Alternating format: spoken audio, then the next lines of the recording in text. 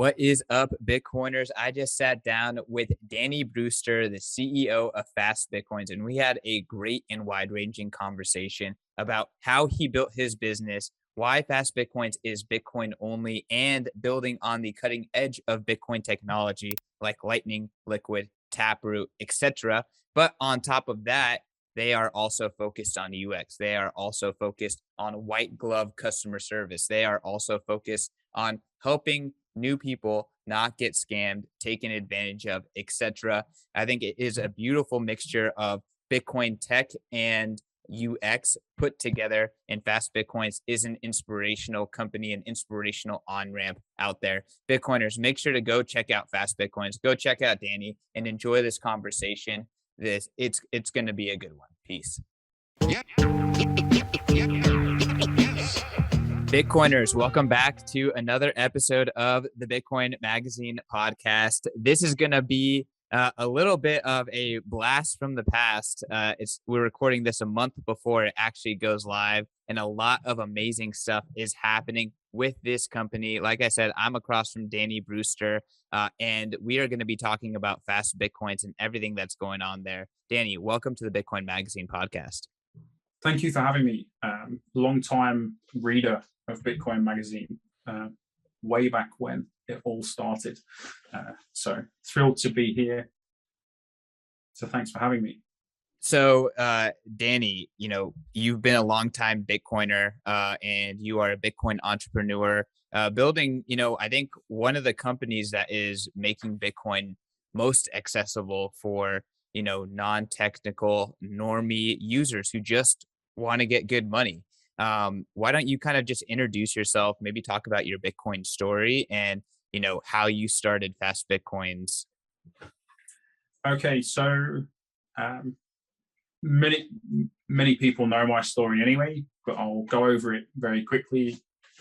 It's probably worthy of a film at some point, but I discovered Bitcoin late 2011, early 2012.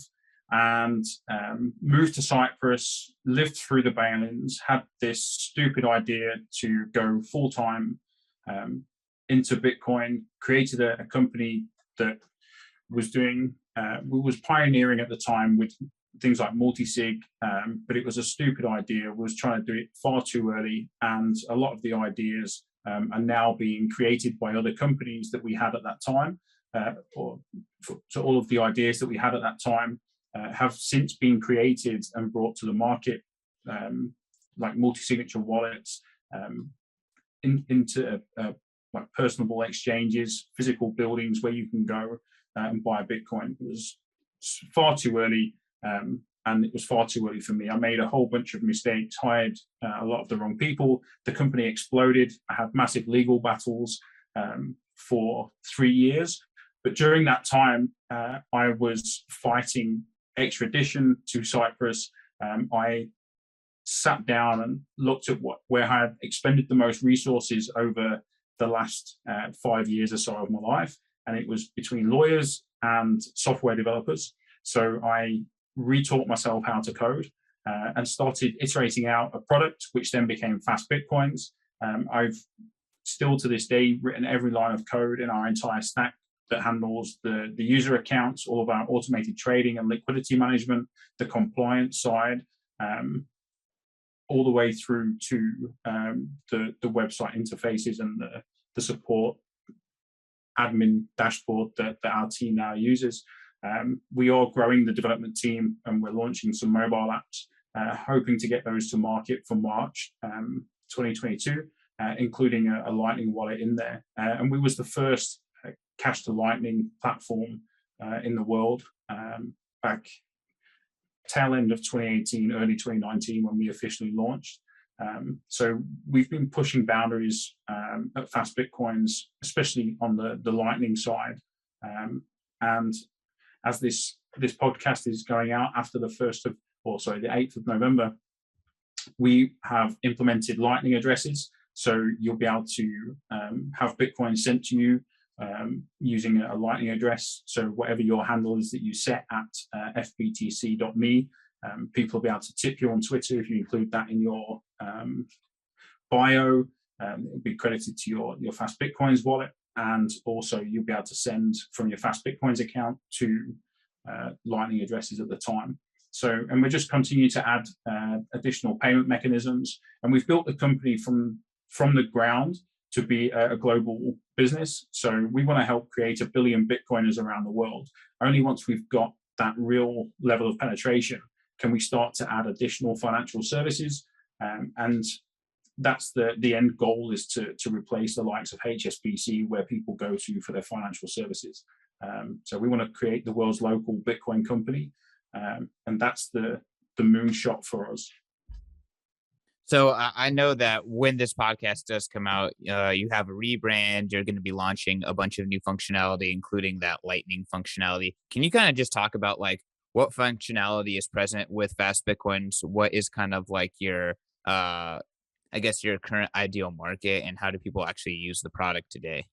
Okay, we have a chain of retail outlets where you can go and take cash to credit to your Fast Bitcoins account, which you can then exchange for Bitcoin, and you can receive those Bitcoin on Lightning, on chain, or via Liquid. And post this podcast, you'll also be able to deposit directly from your bank account across the UK, the European SEPA zone. Australia, you can already deposit using your bank account, but and in Australia, we'll be processing direct debits for dollar cost averaging, so you can just click and forget. You don't have to manually send payments for anything.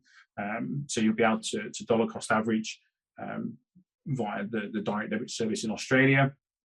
We are adding over 40,000 locations in Brazil, where you'll be able to go to any Boleto payment service provider and deposit to your Fast Bitcoins account.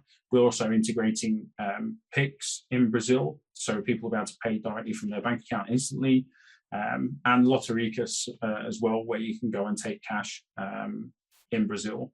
We are registering with FinCEN to go to market in the US. We're hoping to have all of that done and in place. All of the legwork has been done, but we've had so much on. It's looking like January when we'll be available to US users as well, and we'll be doing ACH transfers in the US for payment processing. And also, as a benefit of all of these changes, we can do a simplified KYC process if everything continues to go to plan for the UK. So you don't have to sign up and use your ID and passport. You can link your bank account, and you can buy directly from your bank account without having to upload passports and selfies and things. We are also this is a lot of changes, and we've also actually changed jurisdiction as well, where we're basing the company from during all of this time as well. We are also adding we're making our KYC process, when you have to do KYC, a video interview. So it's a video call with one of our customer service team. As much as people hate KYC, we all have to do it if we want to be in business to some extent. And even the light KYC or the soft touch KYC, like we can do in the UK with your bank accounts, we're still getting your personal information that we have to store. We have to know our customers. So we can kick and scream and say, no KYC this, no KYC that. But if we want to build this at scale and have these types of services available to everybody, these are unfortunately the rules that we have to abide by. But what we can do is we can push back at every given opportunity that we feel where there's an overreach from the regulators. And that's one of the reasons why we moved from the UK, or I moved from the UK and moved the business to the Isle of Man. So we don't have to deal with the FCA, we deal with the local regulator here, but we still get access to the entire market. And that was a decision purely taken on the overreach from the FCA and their long drawn out process for their registration. And I know they're celebrating that 13, 14 companies have withdrawn their registration applications in the UK with the FCA. So the FCA is celebrating that internally, I do know. So yeah, we moved, and we've got a much better setup here to actually continue to push forward. So there's a ton there that I want to unpack. first and foremost, like Fast Bitcoins is very different than a lot of other fiat to Bitcoin onboarding, just from like the UX perspective. But two, from a technical perspective, I actually have not, and maybe I'm just wrong, but I haven't seen an onboarding solution that offers on-chain Bitcoin and Lightning today, all three. So I think that that is really unique and interesting. But it's also unique and interesting that you can fund your Fast Bitcoins account by just going to your local market or bodega or something like that. Give them cash, they credit your account, and then from there you can withdraw the Bitcoins. I find all of that to be really, really interesting. Can you talk a little bit about like why did you go with, you know, I guess it started more with like over the counter cash to Bitcoin and then kind of expand from there? Like what was the impetus of that structure versus like, a Coinbase or something like that where it's much more of like a brokerage account or like a normal fintech app type style or UX? So for me, it was seeing Bitcoin ATMs charging upwards of 20, 30%. And for me, that's absolutely insane. But the cash model was great initially, but it doesn't scale too well. And these are lessons that we've learned in the business, where we're doing the payment processing, and then merchants can have problems because they literally can double their cash flow because people are trying to buy Bitcoin through them now. So what we've done is we've made partnerships with companies like FlexiPin that have all of this existing infrastructure in place. Lotaricus in Brazil and Boleto, where you can take cash as well. So they have this existing payment infrastructure in place for handling cash. And for me, it's always important that Bitcoin remains accessible to everybody. And that's why I'm a big proponent of the Lightning Network, because eventually, if Bitcoin succeeds and the price of Bitcoin is 300,000, and there's plenty of on-chain activity to support those kind of levels, transaction fees are going to be high, which is good for the security of the network. But on the flip side of that, 80% of the world survives on less than $10 a day on income. So we would literally be pricing most of the world out of using Bitcoin. And that isn't what interested me in Bitcoin early on. So Lightning gives us a solution to that. So people will be able to still custody their own coins in their own Lightning wallet without having to do as many on-chain transactions. So smaller amounts of Bitcoin can continue to be sold. It's still not there's always this trade-off between purism, which is self-sovereign money that you custody yourself and you hodl it, and usability. And when you're buying $10 worth of Bitcoin and you're getting less than 20,000 sats, that quickly becomes lost in transaction fees on chain. And like I say, the numbers that I've seen, it's about 80% of the world survive on less than $10 a day. So I doubt they're going to be buying more than $10 at a time. So these people, for me, should still have access to Bitcoin. And if we can do that through Lightning and through the cash payment mechanisms in these countries, then that's a great solution. But as a business, we also need to service the people that are already more financially privileged with bank accounts and that do have higher levels of income and they can support larger transactions. So we want to provide to both markets.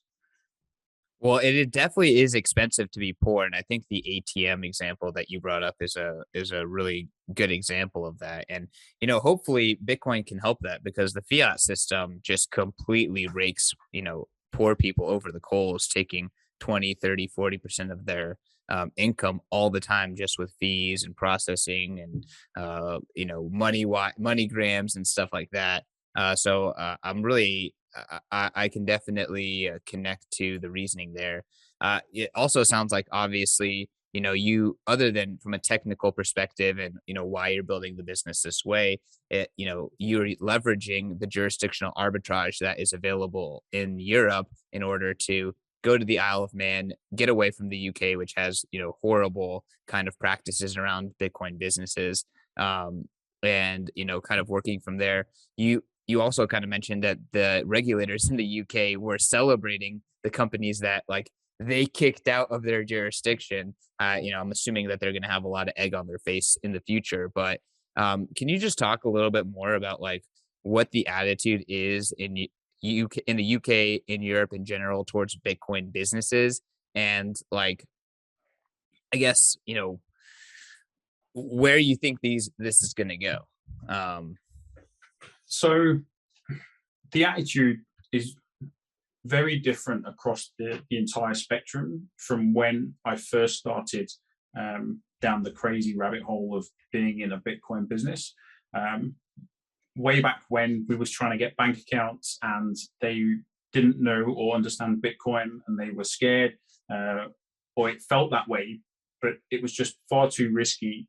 And to be fair, including probably myself, there was far too many cowboys at the time trying to learn on the job about all of the risks and the management of those risks that would appease the banking sector to give bank accounts to Bitcoin-based businesses. And since then, a lot of service providers are familiar with Bitcoin, or they've heard of it, they know what it is, they understand. But the problem that still faces many businesses is the banking relationships, because the fraud and the compliance departments of these institutions, literally 98% of all of their transactions that they have problems with, there is, in quotation marks, crypto related somewhere.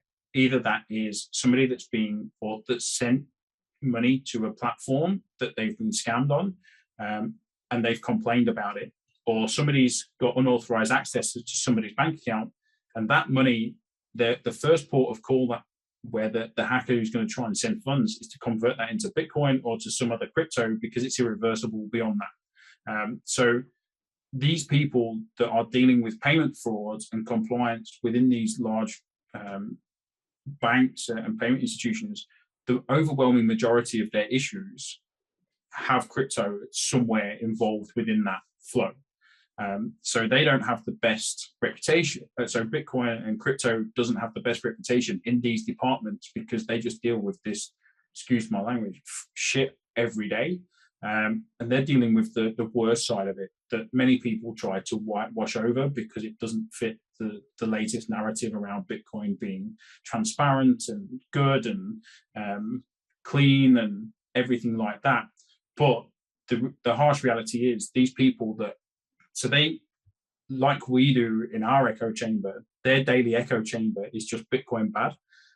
So when we go to them as a company wanting to get on board with them so they can provide us with services, their instant reaction is no, because why would we bring the the devil on the inside, if you will? But the banks that are open to it are going to and do benefit greatly, because we can have the conversations with them, and because we're Bitcoin only, we're also therefore less risk for them. We're not pushing speculative assets. We're not pushing questionable securities onto clients or customers. And it's just getting to a point of having these real in-depth conversations. It's like safeguarding. If somebody that's 80 years old signs up with us and she's trying to buy a Bitcoin, or he's trying to buy a Bitcoin, we as a company have mechanisms in place to stop that account and speak to that person to ensure that they actually want to buy a Bitcoin. And 9 times out of 10, somebody's trying to coerce them into buying Bitcoin to send it to them.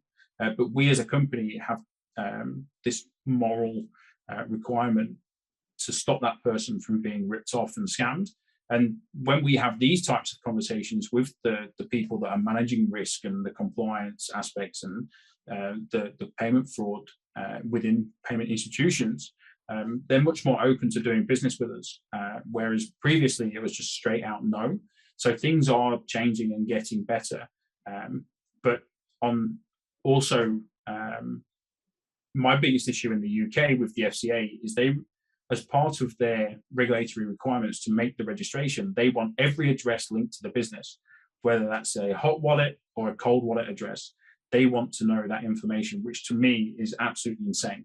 The only reason why I could think they would want that is because they've got a third party analytical company that wants that information and that data from the regulator.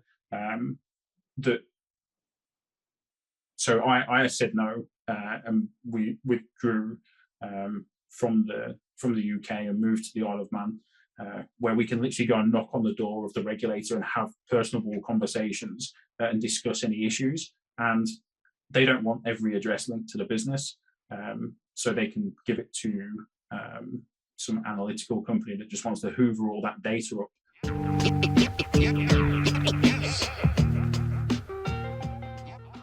Yo, what is going on, plebs? We're going to take a break from our programming to tell you about the resurrection of our print magazine, starting with the El Salvador issue.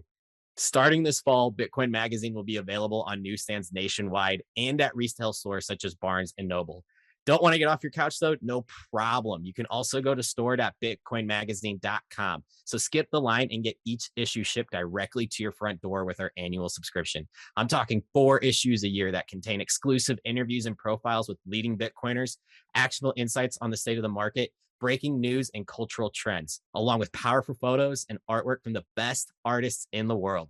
Subscribe today and get 21% off using code podcast at checkout. That's PODCAST podcast at checkout.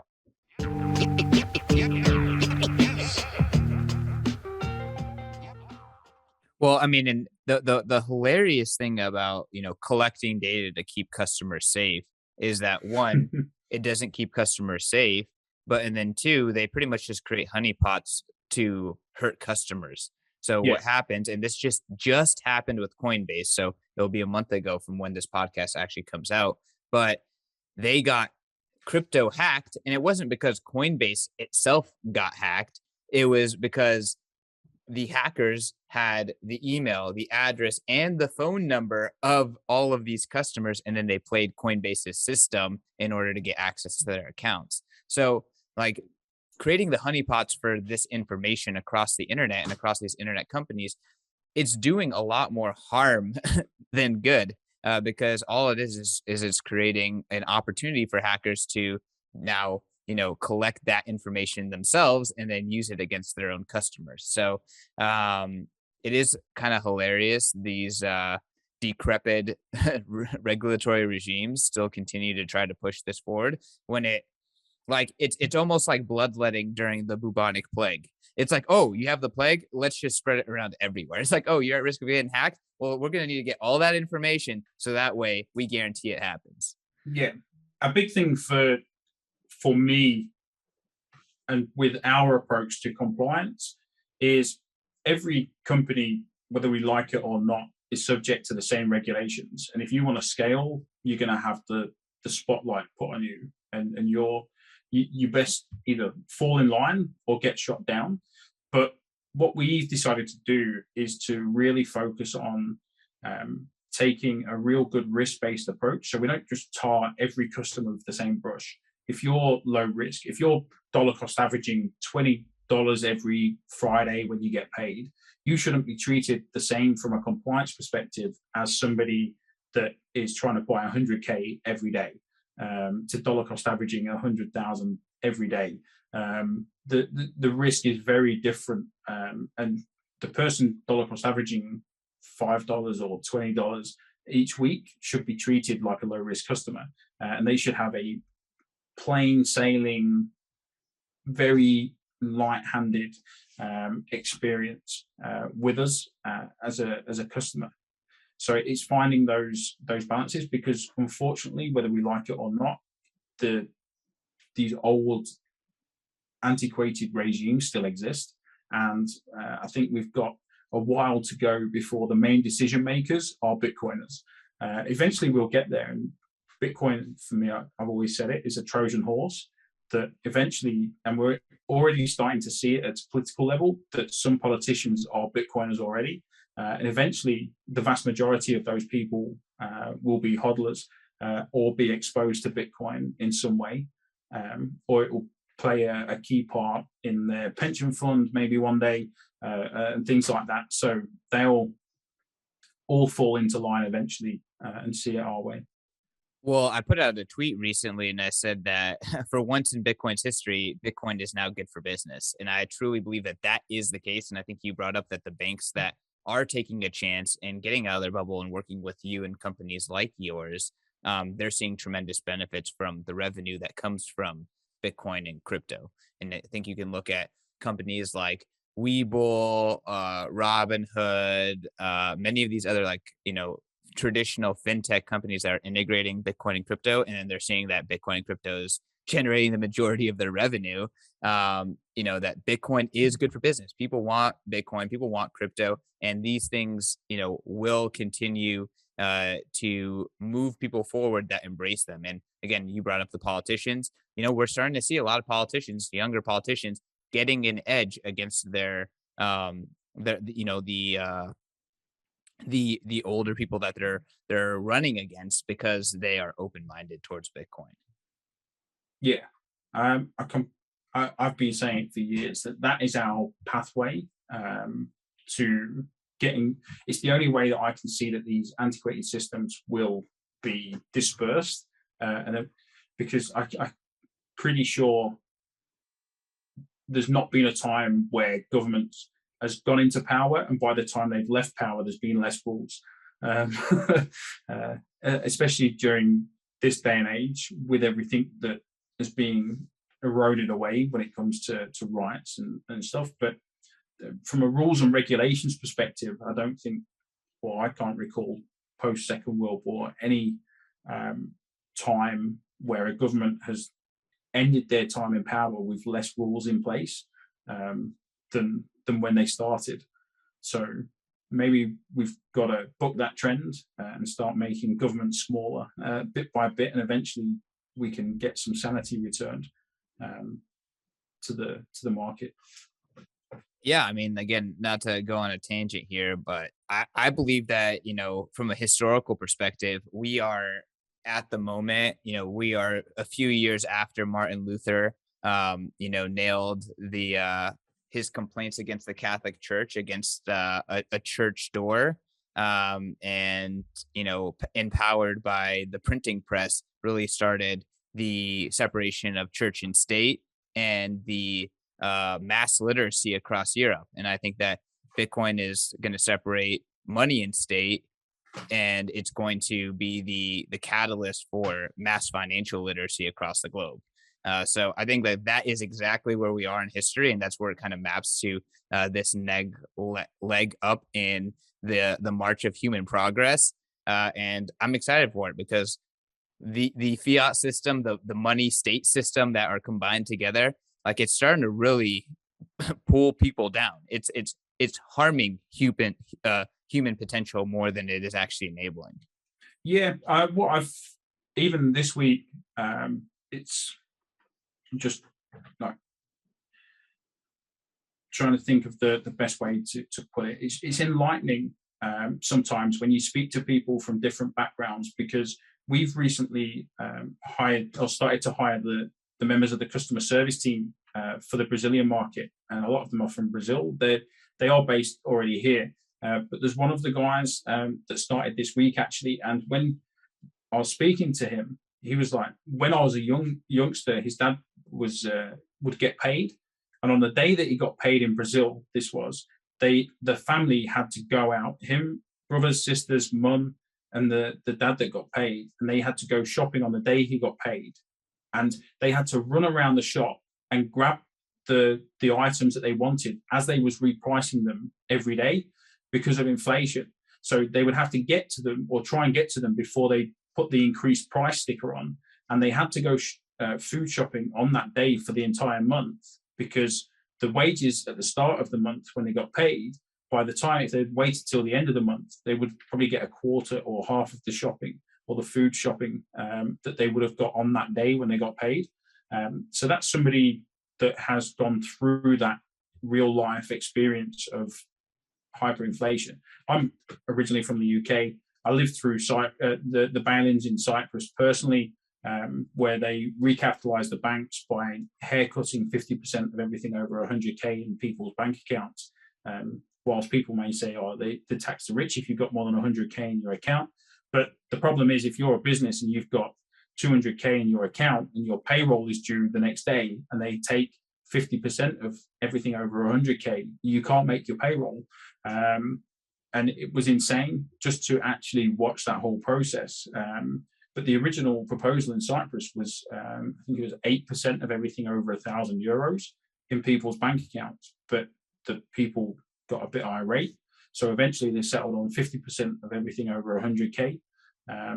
But just to even just be there and watch that, it just opens your eyes that these things do still happen in the world.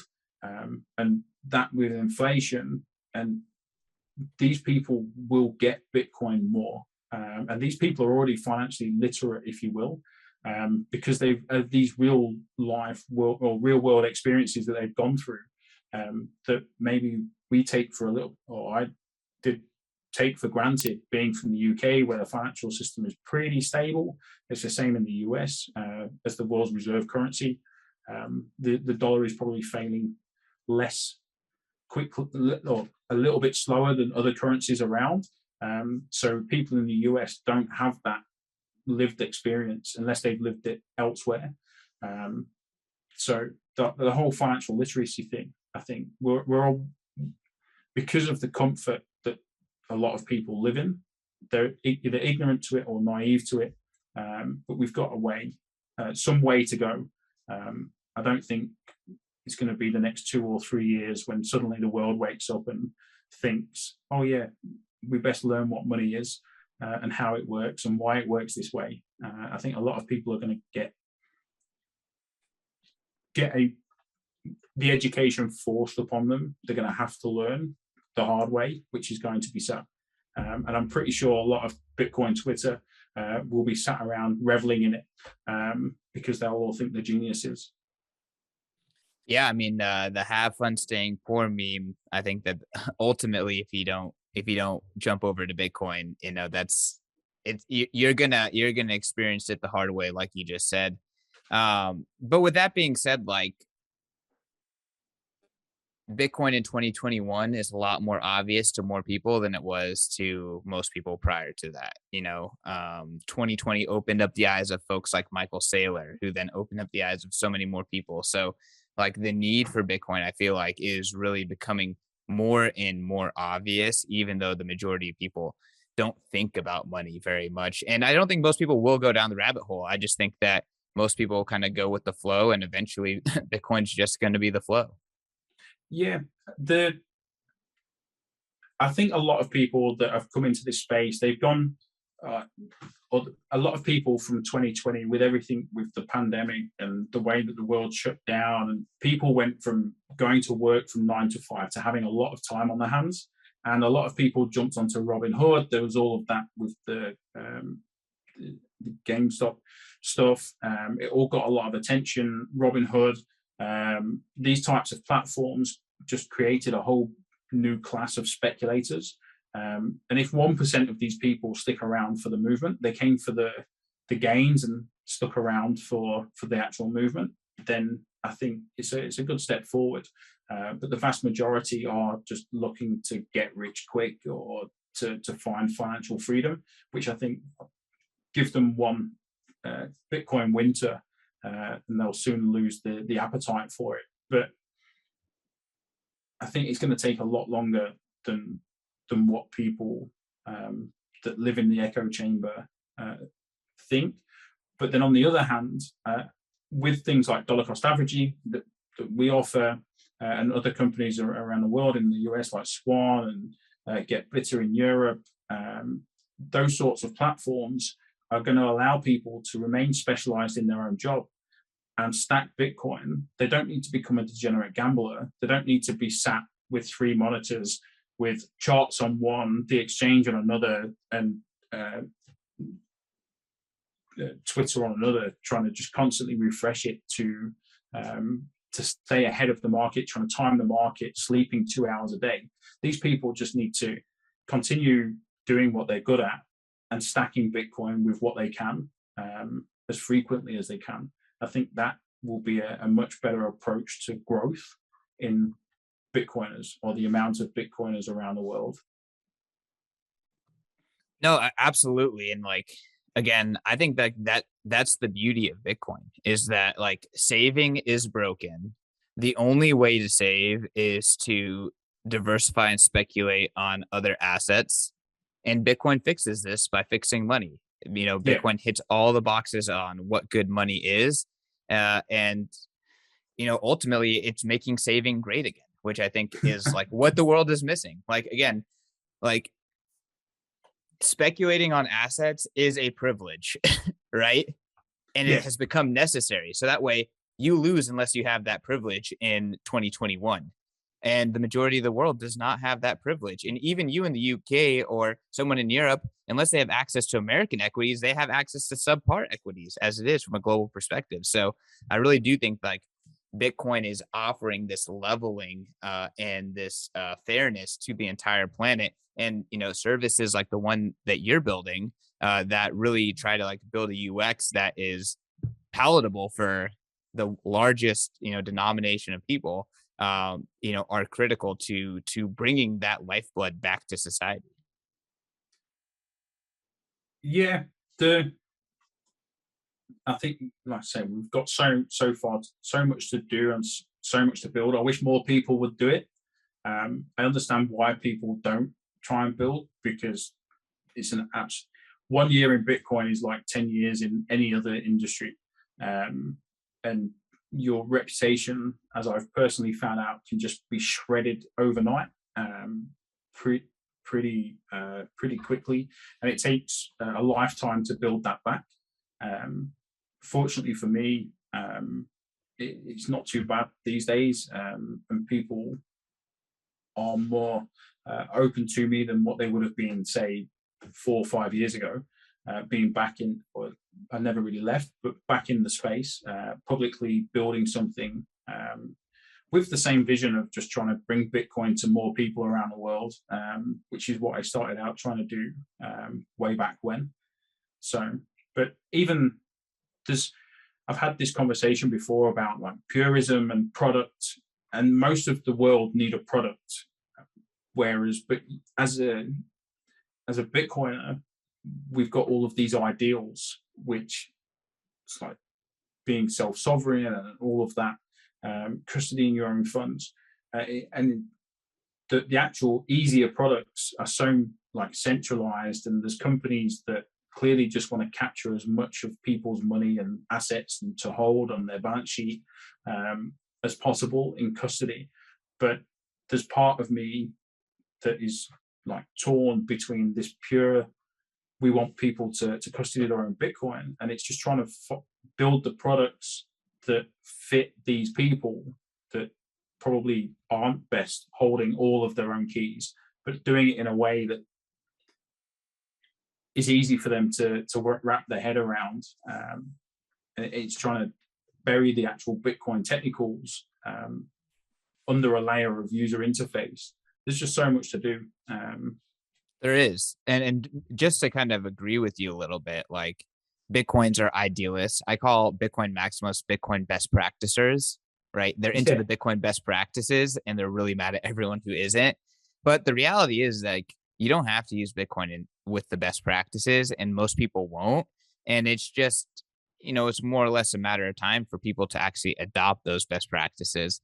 And I think that this is a harsh way to put it, but like as a Bitcoiner and a Bitcoin maximalist and someone who runs a Bitcoin media company and is in Bitcoin all the time, most Bitcoiners are pretty darn delusional with how mass adoption is going to look like and what people actually need from a product usability perspective and what adopting Bitcoin looks like in a fiat world today. Just because they're not going to go full sovereign KYC free cypherpunk on day one. Like that is a massive, massive journey. And it's going to take a long time for, even a significant, still small percentage of people to buy into that. yeah, absolutely. But it's taking these baby steps without having your name pulled through the mud. So we as a company, we're looking at products that can take our customers on that journey from day one, from entering the start of the rabbit hole, and we can give them or build them the products that enable them to transition into that idealist Bitcoin first principles life, if you will. So as a company, that's what we're trying to build, to give all of these people access. And even things like our merchants that we have on our merchant network can accept Bitcoin payments over Lightning, and they have been able to since the beginning. But there's no business to be built there in payment processing because, one, there's not enough people spending Bitcoin just yet, and we need to create many hundreds of millions of more Bitcoiners before that even becomes a thing. And most people that I see espousing like Bitcoin best principles don't even live Bitcoin only themselves. They still pay for their bills. They still live day to day in a fiat world. And also, for me, a big thing is if I went to bed tonight and woke up tomorrow morning and the world was on a Bitcoin standard and it had happened overnight because everything had collapsed, that isn't a world I'd actually want to live in. That would be a horrible place to live. And the people with Bitcoin, if Bitcoin is the savior at that point, I wouldn't want to be known as one of the has-gots in that world when everybody else has the want, need, and desire to take that from the people that have got it. It would be quite a hellish landscape to wake up in. So I think it's finding that balance between moving into a Bitcoin standard and actually waking up on the Bitcoin standard tomorrow.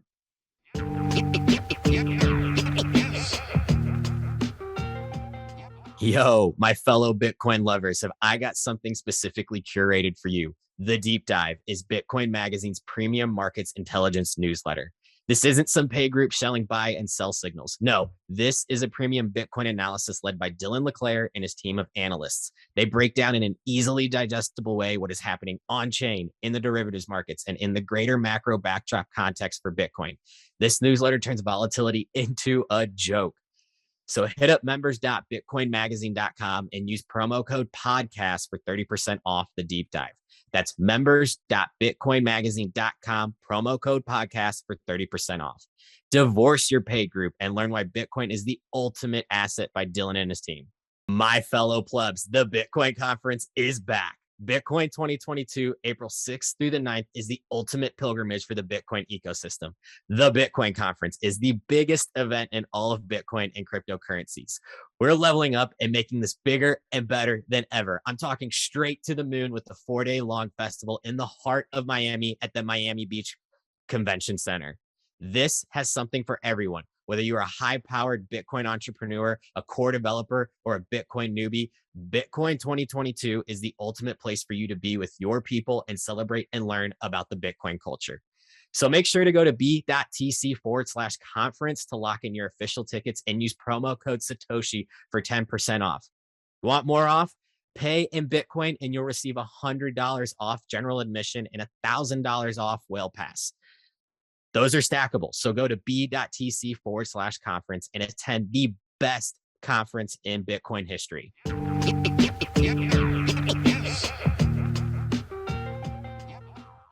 Yeah, I mean, again, I think it's going to be a messy journey. Danny, give us a sneak peek of like what's coming for FastBitcoins and I guess, what's kind of next. What can the Bitcoiners out there get excited for?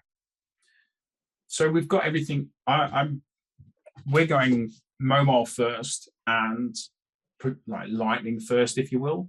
So every buy from us will just be delivered instantly on the Lightning network, and we're going to provide a Lightning wallet in our mobile apps for our customers.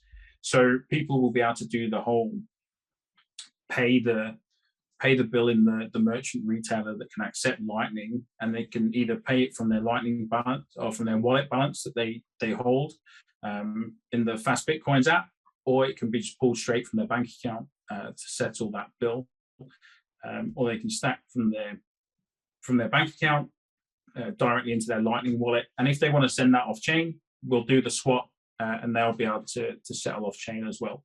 We are also looking at We have another brand that we're launching as well called Freehold.capital, which is like the high net worth family office type client. But we're also dealing with IFAs there because IFAs are stuck between a rock and a hard place when it comes to Bitcoin, because a lot of them, depending on where they are in the world, can't give advice on Bitcoin because of the regulatory landscape. But then on the other hand, they're averse to referring them to other platforms because they're just going to be sold or shilled some crap. So we're building the relationships with these IFAs for their clients to be able to come to us in confidence and get informed in a balanced way. So all of the positives, the negatives, because Bitcoin isn't perfect, and the risks involved. So they can start to get off zero for their clients and start making an allocation to Bitcoin. And because we're not going to shill them the next best thing or some crappy shitcoin, the IFAs are really open to that relationship to send people our way. So we're building that as well.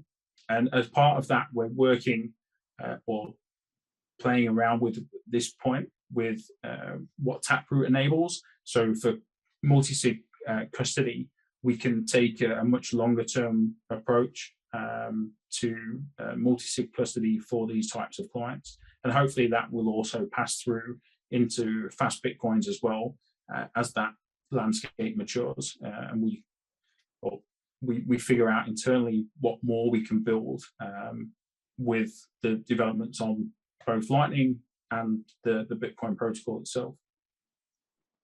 Danny, this was a great conversation. I had a great time just getting to learn a little bit more about you, about FastBitcoins, the challenges that you're overcoming in order to build this Bitcoin onboarding process and our product. And I mean, it's really awesome to see you and your company kind of walk the tightrope of like UX and then Bitcoin best practices. So I definitely think that FastBitcoins is doing that, you know, in the top of the league, right? There's so many exchanges and on ramps out there. Most are not Bitcoin native. Most don't take Bitcoin best practices, or most are not on the cutting edge of Bitcoin technology. And it's really, you know, awesome to hear about, you know, how you're both kind of respecting and trying to work with that new person, but also, you know, you're not compromising on Bitcoin's technology and its potential. I think there's some great actors in the space, but you only have to look at what they offer to determine whether or not they're good or bad, or what their approach is. I still say right now, if your platform hasn't or isn't implementing Lightning, you're just trying to capture people's Bitcoin to hold on your platform, period. Lightning is the only way that the vast majority of people are going to be able to move those funds around in the future if they're not rich. So for me, a lot can be said with the things that you're developing. If you're not a shitcoin casino, there's some great companies out there. And I love what River are doing. They're amazing. They never seem to put a foot wrong. The Relay out of Switzerland, Get Bitter in Europe, those types of, and Swan are amazing when it comes to their marketing. Their whole play that they've got going on. Zebedee with the Lightning payments in games and stuff. There's just so many amazing people building amazing stuff. And this is a global opportunity that everybody's got to build something that can add value and create Bitcoiners. Just wish more people would do it, even if it does require a little bit of insanity to stay on the roller coaster all the way through. You know, every single day, more and more people are doing it, and it's because of the builders that came before them, like yourself. Danny, why don't I want to give you a chance for a last word for the Bitcoin Magazine audience, and maybe even a plug for where people can learn more about you, FastBitcoins, and everything you're building. I'm not so entertaining. Apparently, I'm a bit ignorant on Twitter, or arrogant, or a bit of an arse, if you will, to stupid people. But the best place to catch up with what we're doing is at FastBitcoins on Twitter, at FastBitcoins on Instagram. Our social media guys massive on the memes. I love what he's doing. We're taking a leaf out of Swan's book. The company fastbitcoins.com, we have freehold.capital, which is more targeted at family offices and corporations, larger institutional type investors. But fastbitcoins.com is what we're doing. We've got a blog that you can access from the website. When this goes out, it should look very different to what it looks like today. And I'm really excited about the new branding and the new approach and the Lightning-centric aspects of that as well.